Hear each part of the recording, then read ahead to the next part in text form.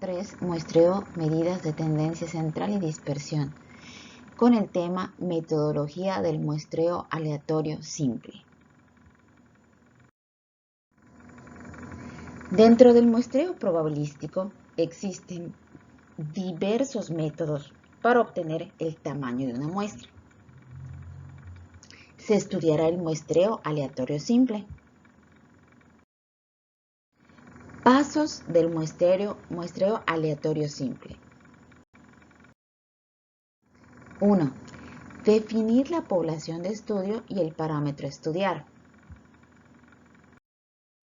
2. Enumerar a todas las unidades de análisis que integran la población. Determinar el tamaño de la población, porcentaje de confianza y error, así como el nivel de variabilidad. 4. Determinar el tamaño óptimo de la muestra de estudio. Y la muestra usando números aleatorios.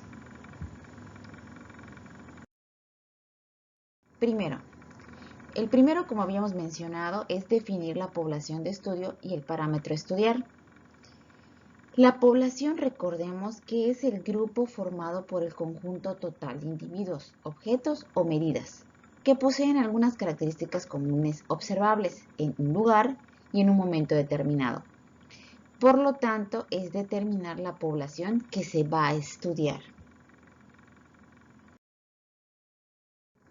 Un investigador realiza un estudio sobre las relaciones de género en el noviazgo. Su objeto de estudio son las manifestaciones de violencia física y psicológica entre los estudiantes del último año de la carrera de ingeniería. Podemos ver que la población es el total de estudiantes del último año de ingeniería que tengan novio o novia. El total de individuos con estas características, en este ejemplo, será de 386. Por lo tanto, la población es de 386 individuos y las variables son la violencia física y la violencia psicológica.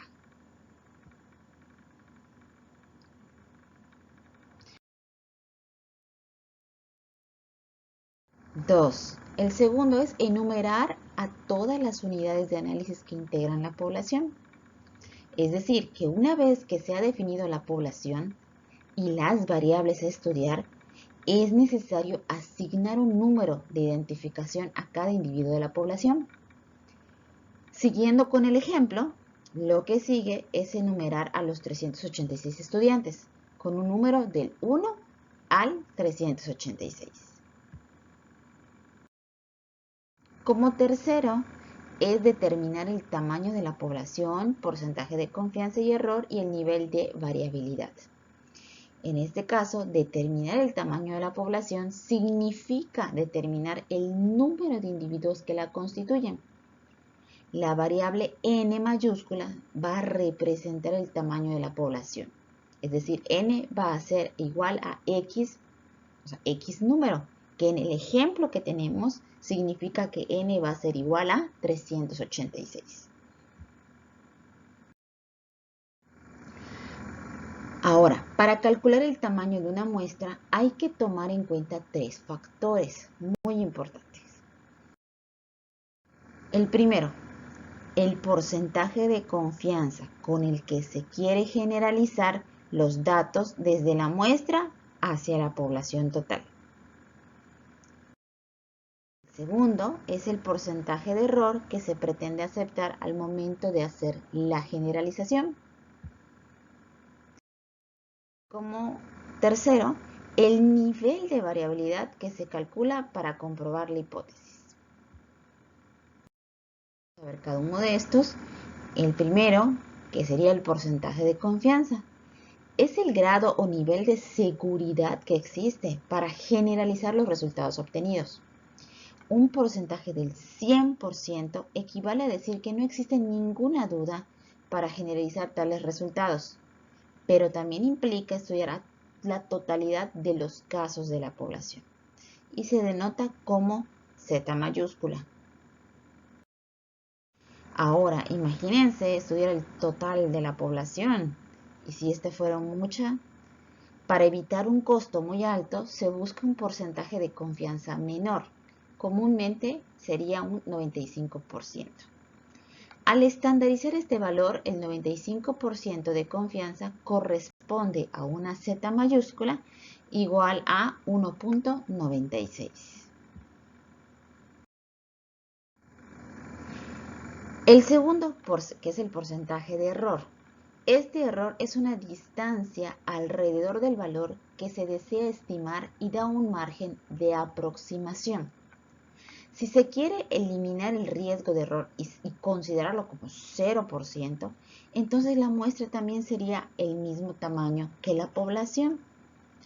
Pero pues conviene realizar un muestreo que implica menos tiempo y menor costo, que comúnmente se aceptan entre el 4% y el 6% como un error. Tomar en cuenta que no son complementarios la confianza y el error. Y bueno, el porcentaje de error es denotado como E mayúscula.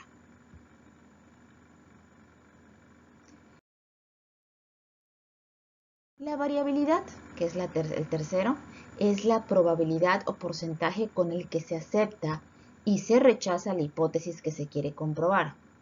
El porcentaje con el que se aceptó la hipótesis se denomina variabilidad positiva y se indica con P, que también es denominado probabilidad de éxito. Y el porcentaje con el que se rechaza la hipótesis es la variabilidad negativa, identificada con Q, que es la probabilidad también de fracaso.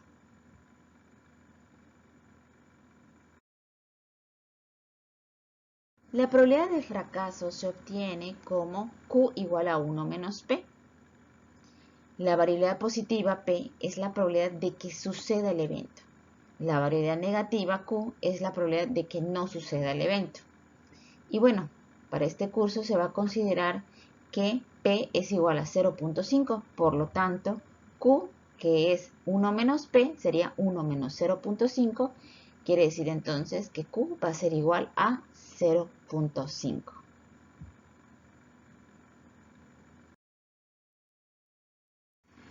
Siguiendo los puntos correspondientes al muestreo, el número 4 es determinar el tamaño óptimo de la muestra. Desconocimiento del tamaño de la población. ¿Qué tenemos? Que para determinar el tamaño óptimo de la muestra puede ser que sí conozcamos el tamaño de la población o que no lo conozcamos. En este caso, si tenemos desconocimiento del tamaño de la población, tendríamos que aplicar la siguiente fórmula, donde tenemos que n va a ser el tamaño de muestra, z mayúscula, pues ya vimos que es el nivel de confianza, p la variabilidad positiva, q la variabilidad negativa y e es la precisión o el error correspondiente. Ahora, si sí conocemos la población, el tamaño de la población, entonces estaríamos aplicando esta otra fórmula, donde nuevamente tenemos que n es el tamaño de la muestra, z el nivel de confianza, p la variabilidad positiva, q la variabilidad negativa, e es el error y bueno, ahora entra en juego n mayúscula, que es el tamaño de la población, porque se conoce dicho tamaño.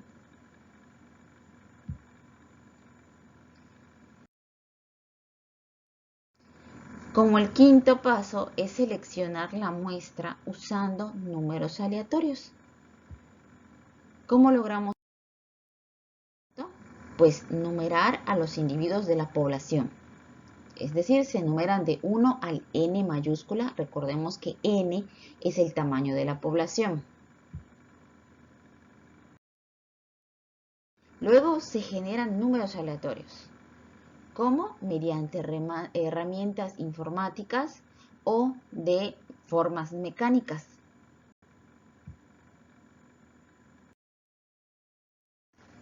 Y por último, pues es tomar los individuos correspondientes a esos números que se eligieron en el paso anterior, cuando se generó de manera aleatoria a través de herramientas informáticas o de formas mecánicas.